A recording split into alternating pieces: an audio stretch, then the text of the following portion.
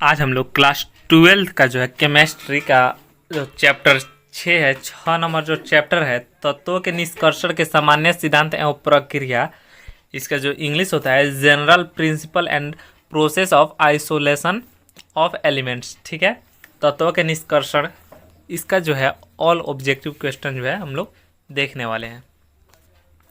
देखिए, पहला प्रश्न है, अयस्क में उपस्थित अशुद्धि को कहते हैं। अयस्क में जो अशुद्धि होता है उसको क्या कहा जाता है? अयस्क में जो अशुद्धि होता है उसको जो है गैंग कहा जाता है। ठीक है, इसमें जो है सभी का आंसर जो है लगभग टिक आउट हो चुका है। ठीक है, तो आप बस इसको याद कर लीजिएगा, हमने पहले ही टिक आउट कर लिया है, इसके लिए सॉरी। चलिए, अगला प्रश्न है, कॉपर पाइराइड का सूत्र है। कॉपर पाइराइड का सूत्र CuFeS2 होता है। अगला प्रश्न है,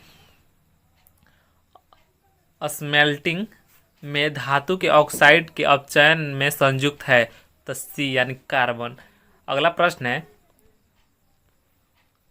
4 नंबर, डोलोमाइट खनिज में पाए जाते हैं। डोलोमाइट खनिज में जो है मैग्नीशियम पाया जाता है, मैग्नीशियम Mg। ठीक है, अगला प्रश्न है, निम्नलिखित में कौन कौन एल्युमिनियम के प्रमुख अयस्क है? बोला निम्नलिखित में कौन कौन एल्युमिनियम के प्रमुख अयस्क है? तो बॉक्साइड जो है एल्युमिनियम के प्रमुख अयस्क है। बॉक्साइड जो है एल्युमिनियम के प्रमुख अयस्क है। अगला प्रश्न है 6 नंबर, निम्नलिखित में कौन सी धातु प्रकृति में स्वतंत्र अवस्था में पाई जाती है? तो जो यहाँ पे सोना नहीं होगा ना, सोना थोड़े पाया जाता है प्रकृति में स्वतंत्र अवस्था में। लोहा होगा, बी ऑप्शन इसका करेक्ट आंसर होगा। अगला प्रश्न देखिए, मालाकाइट अयस्क है। कॉपर का जो है अयस्क मालाकाइट होता है। अगला प्रश्न है, सल्फाइड अयस्क का समाहरण सांद्रण किया जाता है। सल्फाइड अयस्क का समाहरण सांद्रण किया जाता है तो फेन उत्प्लावन विधि द्वारा। किस विधि द्वारा? फेन उत्प्लावन विधि द्वारा। अगला प्रश्न है, लोहे का मुख्य अयस्क है। लोहे का मुख्य अयस्क जो है क्या होता है? तो मैग्नेटाइट, हेमेटाइट और सिडेराइट। उपयुक्त सभी, डी ऑप्शन इसका करेक्ट आंसर हो जाएगा। अगला प्रश्न देखिए, 10 नंबर प्रश्न है, एक विधि जिसमें किसी धात्विक अयस्क को हवा की अधिकता में उसके गलनांक के नीचे गर्म किया जाता है, उसे कहते हैं, उसे जो है भर्जन कहा जाता है। क्या कहा जाता है? भर्जन कहा जाता है। अगला प्रश्न देखिए, कॉपर धातु का शोधन निम्नलिखित में से किस विधि द्वारा किया जाता है?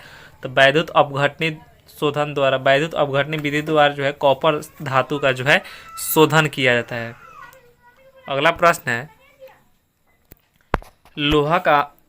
लोहा का मुख्य अयस्क होता है। तो लोहा का मुख्य अयस्क जो है हेमेटाइट होता है। क्या होता है? हेमेटाइट होता है। अच्छा, ऊपर वाला प्रश्न में सिडेराइट भी था क्या? देखिए तो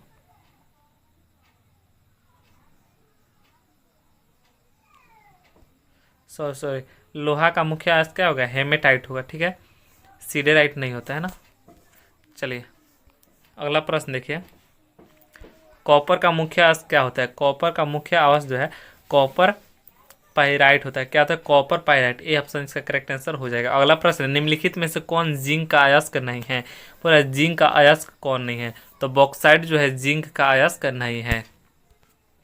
अगला प्रश्न है 15 नंबर। 15 नंबर प्रश्न, निम्नलिखित में से कौन सा कथन सही है? बोला निम्नलिखित में से कौन सा कथन सही है? तो सभी अयस्क जो है खनिज होते हैं, सभी। चलिए, अगला प्रश्न देखिए, 16 नंबर प्रश्न है, खनिज जिससे धातु का निष्कर्षण होता है कहा जाता है। खनिज जिससे धातु का निष्कर्षण होता है उसको जो है अयस्क कहा जाता है। अगला प्रश्न है, वात्स्या मिट्टी में निम्नलिखित में से किस ऑक्साइड का अपचयन होता है? तो आयरन का ऑक्साइड का अपचयन होता है। अगला प्रश्न है, गेलना किसका अयस्क है? गेलना जो है पीबी यानी लेड, शीशा का अयस्क है गेलना। ठीक है, अगला प्रश्न है, प्रगलन विधि में धातु के ऑक्साइड के अपचयन में प्रयुक्त होता है। तो कार्बन जो है धातु के ऑक्साइड में प्रयुक्त होता है। अगला प्रश्न देखिए, 20 नंबर प्रश्न है, निम्नलिखित में से कौन धातु का निष्कर्षण विद्युत विच्छेदन की क्रिया के द्वारा नहीं होता है? तो फेरस यानी आयरन का जो है नहीं होता है। अगला प्रश्न है, हुप की विधि के द्वारा निम्नलिखित में से किस धातु का शोधन होता है? तो एल्युमिनियम का जो है शोधन होता है हुप की विधि के द्वारा। अगला प्रश्न देखिए, 22 नंबर प्रश्न है, निम्नलिखित में कौन सी धातु को उसके अयस्क की अभिक्रिया सोडियम साइनाइड के तनु विलयन से कराकर प्राप्त की जाती है? तो एजी, यानी अर्जेंट, एजी, ठीक है। अगला प्रश्न है, वैद्युत अपघटन पर आधारित किसी अशुद्ध धातु के शोधन की प्रक्रिया क्या कहलाती है? तो वैद्युत शोधन कहलाता है। क्या कहलाता है? वैद्युत शोधन।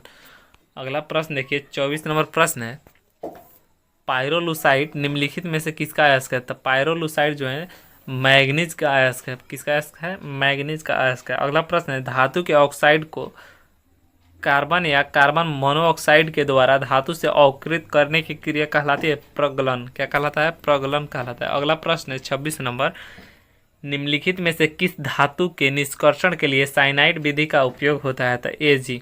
अगला प्रश्न है, निम्नलिखित में से कौन धातु सामान्यतः मुक्त अवस्था में पाया जाता है? तो क्या होगा ना? एफ ही होगा ना।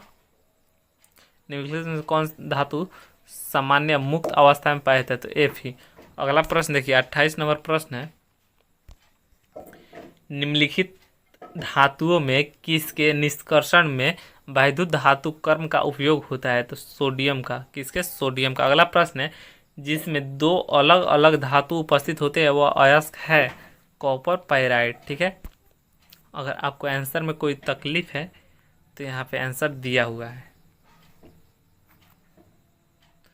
आज के लिए इतना ही, मिलते हैं अगले नेक्स्ट वीडियो में, तब तक के लिए जय हिंद।